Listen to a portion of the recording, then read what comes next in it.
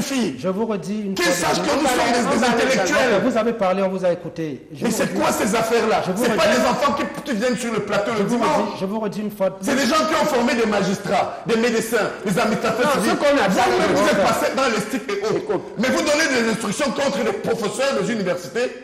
Au moins en France, aux États-Unis, les gens je vous en prie. Ok, vous avez parlé, professeur.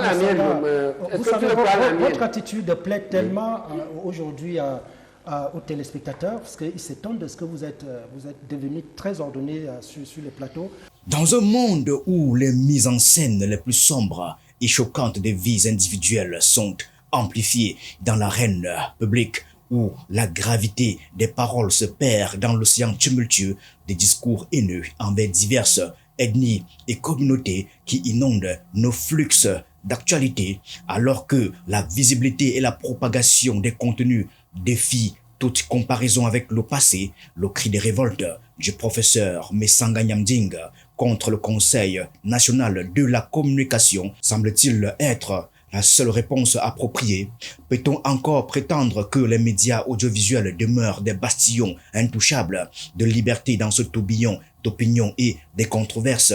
Écoutons avec attention les paroles nuancées du professeur Jean Baebek qui résonnent en écho avec celles du professeur Mesanga Nyamding. On est devant l'injustice d'un système qui refuse de connaître les vérités historiques, qui veut les dissimuler. Et qu'est-ce qu'il faut faire? Il faut les dénoncer. Il faut propager la haine. Mais c'est ce que vous appelez... Non, c'est pas ça qui condamne. Dire la vérité. D'accord? Et c'est ça qu'ils appellent dissimuler la haine. Ce qu'ils doivent faire, ce n'est pas ça. C'est nous appeler en contradiction d'abord. On les défie. Quand je donne l'argument que c'était injuste de refuser l'offre d'amnistie pour sortir de Wandé, qu'ils me prouvent le contraire. Mais ils vous ont jamais condamné pour ça. Non, ils m'ont condamné pour quoi? Quand toi et moi on s'est battus ici, parce que tu m'as posé une question sacrilège. Est-ce que vous mettez un sein qui était une question provocative? Ils ont écrit. Vous répondez calmement. Oui, voilà. Ils ont écrit. Vous répondez calmement. Alors que toi et moi, on a fait la paix. Ils se sont mêlés pour me condamner. Vous avez sûrement remarqué que deux visions s'opposent encore ici. D'un côté, le Cameroun avec ses batteries de mesures et de l'autre, nos précieux consultants et panélistes des débats télévisés du dimanche, ardents défenseurs de la libre circulation des idées. Le professeur Jean Baebek revient sur son dérapage sur ce même plateau télévisé de Vision 4 il y a quelques mois. Lors de cette émission Club d'élite, en la personne de Bonny Philippe, il avait proféré des insultes et menacé d'asséner une gifle mémorable au présentateur. C'était un dimanche de septembre 2023. À l'époque des faits, nous avions traité de cet incident. Voici d'ailleurs un extrait vidéo de cet épisode controversé impliquant le professeur Jean Baebek. Écoute Bonny, je peux te gifler. Hey, prof, tu peux faire quoi? Je peux te gifler là. Non, pas ça, prof. Les jeunes te suivent.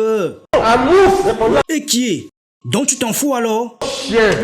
Hey, tu as vraiment dit ça, prof? Oui, je lui dis ça. Depuis lors, les deux protagonistes ont scellé leur réconciliation et le professeur Jean Baebek a présenté ses excuses. Aujourd'hui, à travers les cris de colère de nos panélistes, il apparaît clairement que la liberté d'expression au Cameroun est soumise à des limites strictes imposées par le juge, en particulier le Conseil national de la communication, le CNC. C'est ainsi que Bonny Philippe confirme à Jean Baebek que le Conseil était légitime dans sa réaction face à ces débordements verbaux. La réponse de l'universitaire est incisive. Écoutons ensemble. On a fait l'appel, mais le Conseil était dans son rôle. Non. Parce que vous ne pouvez pas insulter sur un plateau. Pardon. Il est interdit d'insulter. C'est la méthode. Je donne la parole. La méthode, c'est que, quand on m'appelle, comme le contraire, c'est-à-dire que vous voulez condamner les gens sans les avoir. Je donne la parole et il est Kanga. Ces derniers jours, confrontés à l'escalade des discours toxiques propagés par les médias, le CNC, gardien de l'éthique médiatique au Cameroun, a décidé de prendre des mesures drastiques. À travers un communiqué officiel, l'organe régulateur a clairement exprimé sa volonté de contrer la libre circulation des idées devenues vectrices de haine dans l'espace public. Le CNC s'est engagé à éradiquer et à bannir les contenus nocifs qui polluent le débat public. Découvrons ensemble un extrait significatif de ce communiqué du CNC, lu ici par Bonnet Philippe. Que le Conseil observe à travers le monitoring de leurs contenus respectifs et au regard des fluctuations de l'actualité socio-politique dans notre pays, la récurrence de propos haineux et violents, la généralisation des dérives langagières et de postures discourtoises à l'égard des personnes, des institutions publiques et privées, incitant parfois à la sédition, à la stigmatisation ou au rejet. Ces attitudes ne cadrent ni avec la triple fonction d'information, de formation et de reliance sociale, ni avec les exigences éthiques et déontologiques qui régissent le secteur de la communication sociale au Cameroun. Compte tenu de ce qui précède, le Conseil national de la communication rappelle une fois de plus aux professionnels des médias et plus spécifiquement aux animateurs des émissions de débats et programmes interactifs que leur responsabilité est engagée pour toute attitude et prise de parole de personnes invitées sur leur plateau.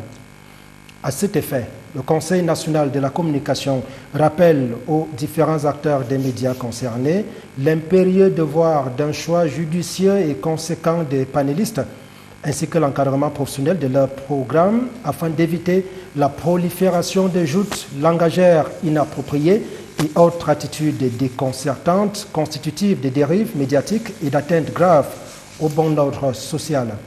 Le cas échéant, le Conseil se verra obligé de mettre en œuvre les sanctions prévues par la réglementation en vigueur à l'encontre des professionnels, des programmes et des organes médiatiques en cause. Face à l'ampleur croissante de ce phénomène, les frontières autrefois bien définies semblent s'effacer peu à peu. Les médias audiovisuels et leurs intervenants se retrouvent donc en un carrefour crucial où leur conception de la liberté d'expression est remise en question. En refusant de revoir leur position, ils risquent de dévier de leur rôle de simples observateurs pour devenir acteurs à part entière, nous confrontant ainsi à une réflexion profonde sur la responsabilité individuelle de chacun. Tandis que certains exhortent les acteurs des médias à assumer leurs responsabilités, d'autres élèvent la voix contre des décisions perçues comme des entraves à la liberté d'expression. Écoutons maintenant l'éclairage du docteur Ile Kamga, mandataire de l'offre Orange, sur cette question brûlante. Et je pense que vous avez totalement raison de dire que le Conseil est dans son rôle d'attirer l'attention. Des régulateurs. Oui, de régulateurs. Et parce que je connais aussi des gens, il y a des éminents collègues aussi, et des professeurs d'université très respectés qui sont au Conseil. Hein, donc on ne va pas leur faire l'insulte de ne pas pouvoir, ou alors de nous manquer de respect, ça c'est très important. Bon, mais simplement, comme l'a dit Pascal, il faut peut-être équilibrer. Vous ne pouvez pas anticiper sur ce que moi j'ai à dire sur le plateau. On n'a pas à vous faire porter le chapeau de mes propos. Puisque lorsque vous me donnez la parole, vous ne pouvez pas par définition, même comme vous m'aviez dit à l'avance qu'il faut éviter vous ne pouvez pas savoir ce que j'ai à dire. Donc du coup, on ne peut pas vous rendre responsable de mes propos. C'est un peu tiré par les cheveux. L'élément sur lequel je voulais... l'élément sur lequel je voulais insister, c'est qu'au même moment, le Conseil devait s'appesantir. Lorsque la parole publique, tous les journaux qui ont traité, par exemple, de la conférence d'un ministre, il semble qu'il y avait, si on devait préserver le discours de haine, on aurait pu censurer ce discours pour qu'il ne puisse pas être propagé dans l'ensemble des médias, y compris la CRTV. Lorsque le porteur des libertés, entre guillemets, au Cameroun, se permet de traiter les gens de nounous, de demander que les opposants doivent aller chercher les cordes. C'est pas autre chose qu'un discours haineux et violent. Et je suis très intéressé de savoir quelle a été la posture du Conseil national de communication par rapport à l'ensemble des médias, y compris la CRTV, qui ont mis ce discours à la une de leurs journaux.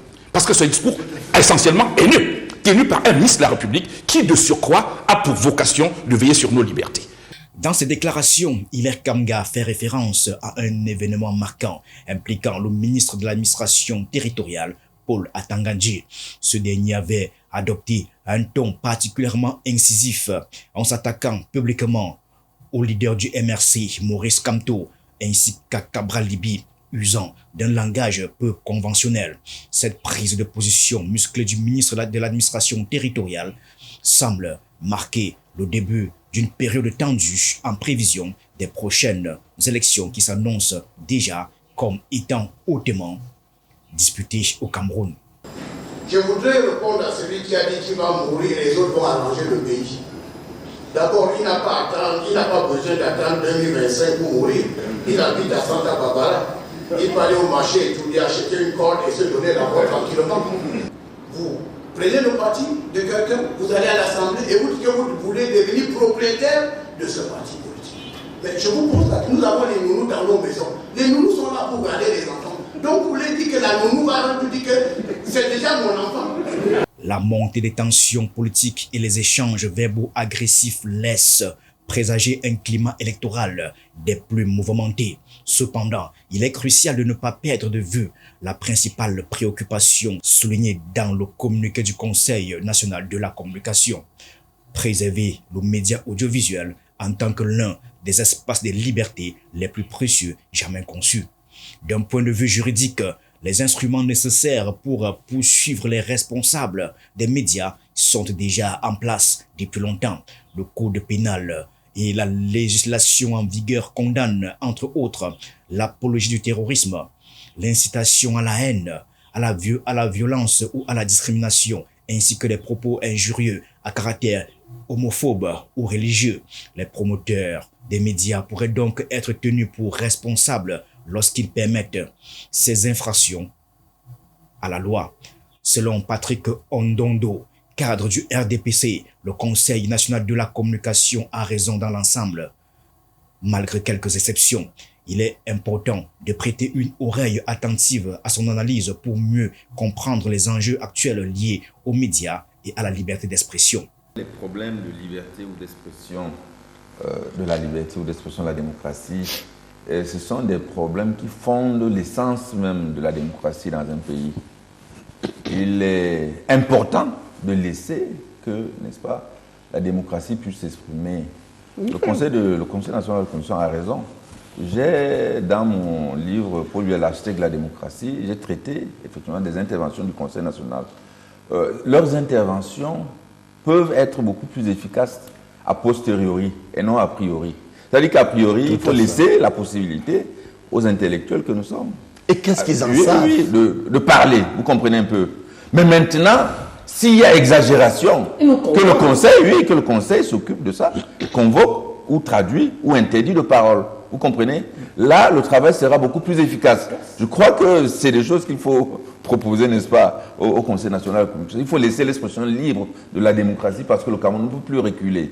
Il faut laisser les Camerounais s'exprimer, mais il faut avoir la possibilité, le pouvoir d'arrêter, n'est-ce pas, ces discours de haine en condamnant, en sanctionnant, en infligeant, n'est-ce pas, des sanctions pour qu'on puisse, n'est-ce pas, ne pas bâtir une société de violence. L'agacement exprimé par nos intervenants pour se comprendre, car ils estiment être privés de leur rôle essentiel qui est d'informer et éduquer les masses.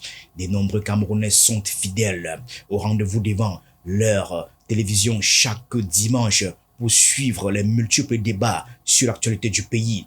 Selon le consultant de l'émission Dieudonné Isomba, il est nécessaire d'apporter un peu de piquant au débat afin de dynamiser les échanges et rendre le débat plus captif. On l'écoute. Vous savez, il y a quand même aussi un grain de sel dans les débats. On ne va pas avoir des débats aseptisés où les gens parlent un peu comme les moines, tout ça. Non, non, non. Je crois qu'il faut laisser les gens parler. Il faut même un peu de chaleur dans les débats.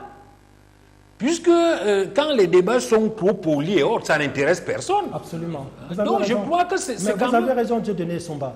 Mais les insultes. Non, je veux en venir. Si vous avez Jean Baébé qui vous dit sur le plateau, mouf. Qu'est-ce que vous voulez? Quand le pan te dit que Hibou Mais c'est autant condamnable. Attends, j'ai pas on condamne donc d'abord le hibou. La peine du hibou c'est combien et la peine du mouf c'est combien? Je dis donc très pertinent. Je dis donc que je pense que il y a aussi, évidemment, il y a des abus, il y a des extrêmes qu'il faut réguler. Et très souvent, même les auditeurs eux-mêmes réagissent. C'est-à-dire que nous sommes à l'époque des réseaux sociaux. Une émission comme celle-ci est sur le net. Et donc les comportements... la télé veut quoi par rapport aux réseaux sociaux? Les comportements marginaux, généralement, font l'objet des prises d'écran. Tout le monde s'en moque. Le fameux move de Baebek a donné lieu à une interminable série de... Ils appellent encore ça la quoi? Le buzz. De buzz. Donc, c'est des choses vraiment... Il y a aussi cet aspect de la régulation. D'après Dieudonné Somba, l'État ne peut plus se retrancher derrière des simples excuses en évoquant de nouveaux défis auxquels il est confronté. Il doit s'adapter à l'évolution de la société et garantir la liberté d'expression dans l'espace public tout en réprimant fermement les abus. Cependant, il est crucial de prendre en considération le risque de voir émerger une forme de censure privatisée si un régime trop rigide était instauré. Il est primordial également de trouver un équilibre délicat entre la préservation de la liberté d'expression et la nécessité de protéger la société contre les abus sans toutefois basculer dans une forme de censure excessive qui pourrait nuire à cette liberté fondamentale. Je crois que les gens du Conseil ont assez une vision partie unique de la communication. C'est-à-dire, ils voudraient peut-être laisser l'impression des gens qui sont très réglo, ils veulent discipliner les gens, tout le monde doit se présenter. Doivent présenter à la télé en costume, rester tranquille, parler doucement. Non, on n'est plus à cette époque-là. Il faut juste les discours de haine. Oui, nous sommes tous d'accord que on n'a pas besoin du Conseil de la Commission pour savoir que ça c'est un discours de haine. Hein? Et puis il ne faudrait pas ramener les méthodes du parti unique qui en fait tentaient de fermer la bouche aux gens pour traiter des problèmes de fond, soit disant au motif que c'est des discours de subversion, un discours de haine. Non. De la même manière, la surveillance de la multitude des chaînes de télévision et des radios au Cameroun, qui sont nombreuses, voire trop nombreuses même, implique l'utilisation des méthodes de détection potentiellement totalitaires et assurément dangereuses, ce qu'il convient d'éviter à tout prix. Dans un État respectueux de l'état de droit, il est essentiel de ne pas occulter la responsabilité des propriétaires et des animateurs de débat, comme c'est malheureusement le cas actuellement, mais plutôt de la circonscrire de manière nécessaire. Nous, quand on reçoit un communiqué comme celui-ci du Conseil, on l'applaudit des deux mains. On l'applaudit, on l'encourage parce que c'est ça le rôle du Conseil. Mais lorsque le Conseil nous envoie des avertissements, des mises en demeure qui nous disent nous avons un parent, un promoteur, un responsable qui est en prison, de notre point de vue injustement, et que des tonnes d'émissions soient produites sur des antennes de radio et télé depuis 2 ans, et que la première fois que l'on en produise à Vision 4, ils nous envoient des avertissements, on ne respectera jamais ce conseil-là. Jamais on ne leur accordera un soupçon de conseil, un soupçon de respect. Oui. Et c'est ça le rôle du Conseil. Et nous avons besoin de canaliser les interventions en plateau. Nous avons besoin de dire à nos invités d'éviter la violence. Parce que cette violence, elle peut déboucher à des choses très graves. Et ça, dans ce rôle, le Conseil, nous l'encourageons et nous l'accompagnons. Nous le reconnaissons comme régulateur, comme notre régulateur. Autrement, c'est du pipeau. Même si on respecte, ça sera à corps défendant. Manifestement, la gravité de la situation et surtout sa propagation rapide ne saurait être traitée par une simple reconnaissance de l'échec. Les sociétés démocratiques ne doivent pas répéter l'erreur de rester passives lorsque les libertés fondamentales et les principes de coexistence sont menacés, même au nom de la liberté d'expression. Déjà, en 1789, la Déclaration des droits de l'homme et du citoyen soulignait, je cite, « La libre communication des pensées et des opinions est l'un des droits les plus précieux de l'homme. Tout citoyen a donc le droit de s'exprimer, d'écrire, d'imprimer librement, tout en étant responsable de l'abus éventuel de cette liberté dans les cas prévus par la loi. » Fin de citation. Je veux que ces gens du conseil, qui pour la plupart ont été nos étudiants, sachent que leurs maîtres sont sur les plateaux. Vous invitez ici des professeurs de communication, vous invitez ici la crème, l'intelligentsia. Nous pensons à un moment donné que ce conseil que nous respectons et qui pour nous est le régulateur n'exagère pas non plus. Parce qu'en réalité, c'est en réaction parfois aux questions de gouvernance qu'il nous arrive de prendre position. Et quand vous lisez ce communiqué, je sens que c'est commandé par des gens qui foutent le bordel au sein de l'État et qui, à un moment donné, parce que le président Paul Biya est pour l'instant très effacé, veulent supprimer les médias et commence une dissuasion que moi je qualifie d'inacceptable. Et qu'ils sachent que demain, c'est peut-être nous qui allons gouverner ce pays. Ces telles attitudes, on ne va pas les tolérer. Okay. En cette année 2024, à l'approche des élections cruciales au Cameroun, notamment la présidentielle qui revêt une importance majeure, l'équilibre délicat demeure encore à atteindre dans les débats diffusés sur nos chaînes de télévision. Une chose est certaine, l'indifférence ne constitue pas la seule réponse possible et le sujet commence à susciter de sérieuses préoccupations. Le Conseil et le temps qu'il utilise aujourd'hui, d'accord, on doit tenir compte de ce que nous avons des éminences sur le plateau, mais c'est le rôle du Conseil. Parce que des paroles qui sont prononcées, le temps qui est utilisé parfois laisse à désirer. Reconnaissons-le, ce n'est pas peut-être vous, ce n'est pas vous, mais parfois on a des choses qui sont dites sur le plateau qui peuvent se retourner contre la cohésion sociale. Bien que le débat autour du contre-discours ne soit pas nouveau, il prend une nouvelle dimension dans notre société de communication globalisée, que ce soit à Yaoundé, Douala, Maroua, Bamenda, Bafoussam ou toute autre ville du Cameroun. Les individus n'ont jamais été aussi connectés dans leur mode de communication et pourtant, ils n'ont jamais été aussi divisés par des discours de haine, des replis sur soi et des fermetures. Sans excès de langage. Parce que c'est les excès de langage que nous interdisons et que le Conseil interdit et que nous n'avons pas besoin de distiller parce que nous avons des enfants que l'on éduque et qui nous regardent.